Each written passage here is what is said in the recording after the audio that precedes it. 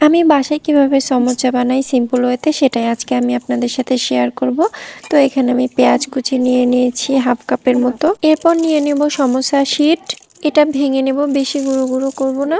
এরপর নিয়ে নেব কাঁচামরিচ, তারপরে নিয়ে নিচ্ছি মাংসের ঝুড়ি। এটা আমি আদা রসুন মরিচের গুঁড়া এবং লবণ দিয়ে সেদ্ধ করে নিয়েছি, তারপরে এটা ঝুড়ি করে নিয়েছি। এটা খুব ভালোভাবে মিক্স করে নিচ্ছি। সবটা আমি এর মধ্যে দিয়ে দিচ্ছি গরম মশলা হাফ চা চামচের মতো, হাফ চা চামচের মতো জিরা গুঁড়া আর পরিমাণ মতো লবণ। দেন এটা আমি আবার খুব ভালোভাবে মিক্স করব। ব্যাস হয়ে গেল আমাদের সমোচার মিশ্রণটি। এখন আমি বাজার থেকে কেনা সমোচা শিটটা 3 ভাগে ভাগ করে নিয়েছি একটা শিট। এরপর আটাটি একটু পানি দিয়ে গুলিয়ে আমি একটু আঠা বানিয়ে নিয়েছি, আর এভাবে আমি সমোচা শিটটা দিয়ে সমোচার শেপ দিয়ে নিচ্ছি।